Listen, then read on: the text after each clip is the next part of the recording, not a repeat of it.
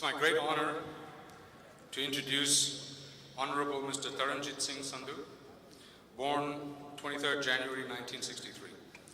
He did his schooling at the Lawrence School, Sanwar, Himachal Pradesh, and graduated with an honors in history from St. Stephen's College, Delhi. Mr. Sandhu joined the Indian Foreign Services in 1988. After serving under many other capacities, Mr. Sandhu joined the Embassy of India, in Washington in 1997 as First Secretary responsible for liaison with the US Congress. He spearheaded India's successful efforts in obtaining congressional waiver of sanctions imposed on India in 1988 following the nuclear tests. In July 2005, Mr. Sandhu joined Permanent Mission of India to the United Nations, New York, where he was India's delegate to UN committees on peacekeeping, information, decolonization, and Fourth Committee of UN General Assembly.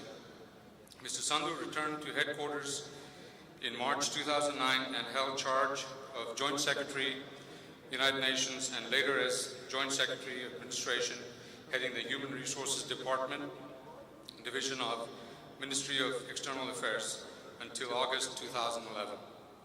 He was Consul General of India in Frankfurt from September 2011 to July of 2013.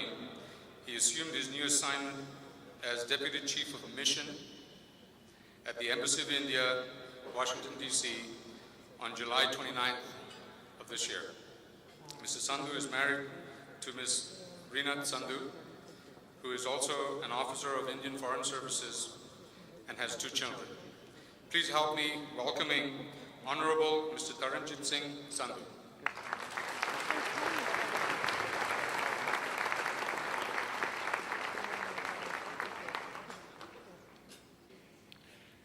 Senator Ted Cruz, Chairman Pete Sessions, my good friend Ashok Mago, Chairman Manny, the leadership and members of Greater Dallas Indo-American Chamber of Commerce, Mr. Dharamveer, and distinguished guests. In the present day world, I bring greetings from a country where Americans are seen as friends and are most welcome.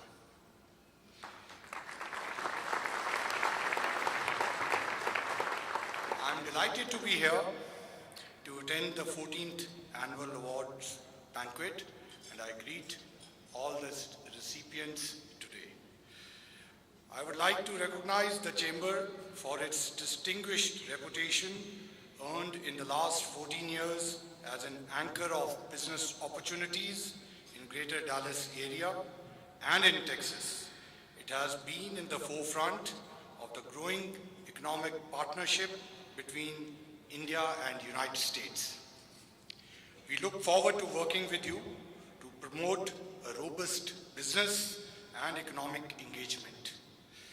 Texas and Dallas have a proud tradition of being at the forefront of India-US relations. Bilateral trade between India and Texas crossed $8 billion in 2012. Your state is home to some of the most dynamic and enterprising cross-sections of Indian Americans in the United States who are making tremendous contributions to our mutually rewarding partnership. The state of Texas is a leading destination for higher studies. There are 11,000 Indian students studying in various universities in Texas. These are the engines of future innovation. Further, as Indian business acquire a global orientation, a number of them are locating in Texas. This strengthens our economic links, creates local wealth and employment. Many of India's defense acquisitions from the United States are manufactured in Texas, which too generate employment and economic opportunities. Your reputation as the energy capital of the United States has added a new dimension to our energy partnership. We are looking to buy LPG from here to meet our growing energy demands. We also wish to jointly work together to benefit from exploration expertise here to map out our own domestic resources in India. In short, Texas and Dallas are a true reflection of vibrancy and win-win partnership of India-US engagement, and that's why I am privileged to be here. Let me highlight some of the important elements of our strategic relationship. The India-US strategic partnership is founded on multiple pillars. The people-to-people connections between our two countries are at the heart of the relationship. Indeed, the visible affection shared by the people of two countries has provided a solid foundation for the recent transformation of our relations. The interest of the world powers in India has increased tremendously in the recent years. This new mindset globally is born out of a realization rooted in rapid economic transformation of India and its emerging role as a reliable and stabilizing power in the current and emerging global strategic architecture. Despite recent economic downtrend being faced globally, in the last decade, India has emerged amongst the fastest growing economies of the world. India's GDP grew roughly by 8% over the past decade and has more than doubled in this period and is poised to touch $2 trillion US dollars. This actually translates into $5 trillion US dollars in purchasing power parity, PPP terms, a measure more commonly followed by the World Bank and IMF. India's prime domestic national objective ahead is to turn the historic economic gains of last 20 years into inclusive growth, revitalize rural India, modernize infrastructure and manufacturing capability, improve agriculture productivity, ensure healthcare and education for all, and above all, create a future of opportunities for young Indians who make up most of our demographic today, especially by imparting them with skills.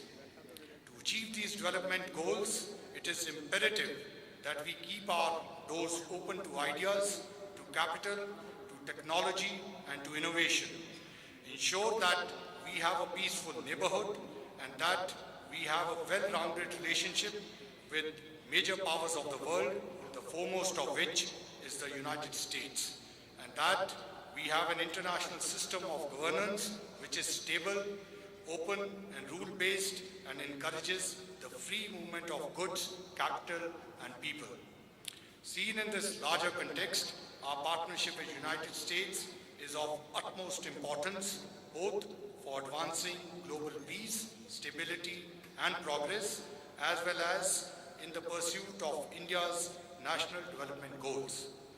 Our ties are based on our shared values and converging interests and rooted in our shared belief that we have mutually beneficial stakes in each other's success. The transformation that we have witnessed today over the last decade in our relations is truly extraordinary. Today, there is a remarkable degree of depth and diversity in our partnership that is comfort, maturity, and candor in our dialogue, and there is extensive support for this cooperation across a broad spectrum of public and political opinion in both our countries. Ours is a relationship, as the Indian Prime Minister has said, founded on many pillars. It is based on pragmatism and principle and strengthened by shared values and common interests. The United States President has characterized the India-US partnership as one of the most significant, indispensable, and defining partnerships of 21st century. The last month's summit meeting in Washington took stock of the entire spectrum of Indo-US strategic partnership and set the vision for future development of our multifaceted cooperation focused on areas as diverse as health, education, agriculture, science and technology, defense, environment, nuclear and renewable energy, and so on. Trade and economic partnership remains a central pillar of our expanding bilateral ties. Noteworthy is the growth in trade volumes, both in goods and services, between our two countries, close to 100 billion last year. Negotiations on bilateral investment treaty have recommenced in July this year. Government and industry on the Indian side are engaged in comprehensive discussions with the US stakeholders like you, highlighting our concerns on any restrictions sought to be removed on the movement of high-skilled, non-immigrant professionals employed by Indian IT companies into the United States. Indian IT and other companies whose investments in the US economy are significant have generated thousands of jobs in the United States, boosting local economies and integrating with local communities. Concerns have been expressed in the United States about the pace of reform in India. We are sensitive to these concerns because we value our investment ties with the US business. Prime Minister Dr. Manmohan Singh, while addressing a group of US business leaders in New York 2 weeks ago, had noted, and I quote, "We have an abiding commitment to fostering an economic environment that is open, predictable, and transparent, and which is business and investment friendly. We are determined to restore the high momentum of growth of the past decade and maintain macroeconomic stability. We also know that achieving this means more and not less reforms. India has prioritized the improvement of its investment climate, and significant FDI liberalization has occurred in the past year in multi-brand retail, single-brand retail, civil aviation, telecommunications, and defense. Clearances for pending projects have been fast-tracked by a cabinet committee empowered. Taxation issues have been addressed upfront and clarified, including general anti-avoidance rules, that is GAAR, and transfer pricing for R&D centers. Preferential market access guidelines for private sector companies have been kept in abeyance in view of the concerns expressed by a number of US-based investors. As I noted at the outset, defense is a priority area of our collaboration, where the recent transformation of our relations is most manifest. Today, our defense partnership with the United States has significantly intensified with growing defense trade, joint exercises, personnel exchanges, cooperation in maritime security, and counter-piracy operations. The aggregate amount of India's defense acquisitions, including the C-130J-30, C-17 Globemaster III, and Poseidon 8-1 aircrafts from the US has crossed USD 9 billion. We are intent to take our defense ties to a level where we can simplify technology transfer policies and explore possibilities of co-production of defense systems. The Joint Declaration of Defense Cooperation announced after the last month's summit lays out our common vision for taking the defense partnership to a new level. Cooperation in counterterrorism has similarly seen considerable progress with intelligence sharing and information exchange and institutionalization of the Homeland Security Dialogue, covering engagement in megacity policing, combating illicit finance, counterfeiting, cyber security, and critical infrastructure protection. In the area of energy, and I highlighted at the beginning of the role of Texas can play, our partnership is becoming robust and flourishing. There have been encouraging developments concerning opening for the shale gas exports from the United States, including terminals located in Texas, to non-FTA countries from which India, with its huge energy requirements, hopes to collaborate. A landmark civil nuclear deal in which many of you played an important role is closer to fruition than ever before. Negotiations between India's Nuclear Power Corporation and Westinghouse, as also GE Hitachi, are underway. NPCIL and Westinghouse completed a preliminary contract a few weeks ago for establishing a nuclear power plant in the state of Gujarat.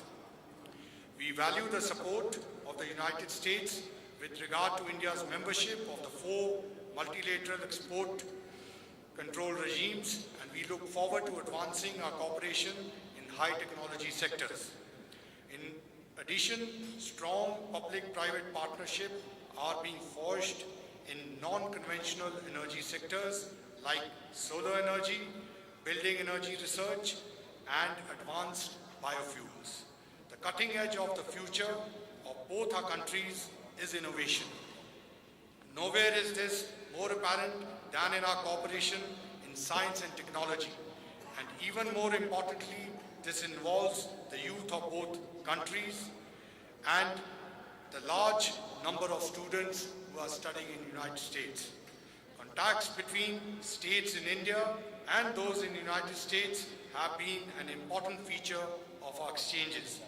Governors of many US states have visited India with large business delegations with an objective to expand trade and economic linkages between American and Indian businesses. The US Congress and the members of India Congress have time and again shown their focus and commitment to the cause of better US-India relations, and we salute them. There is a bipartisan support across both sides of the political aisle in the United States for strengthening the Indo-US partnership, just as there is broad support in India across the political spectrum for this relationship. In conclusion, I will say that our relationships have endured the test of time. There has been a remarkable transformation, and all of you present here are responsible for it. And there is hope and promise of realizing the huge potential yet to be fulfilled in this relationship. We count on you to be our steadfast partners in this win-win proposition for both our countries and for the world at large. I thank you for your attention and wish you a wonderful evening ahead. Happy Diwali.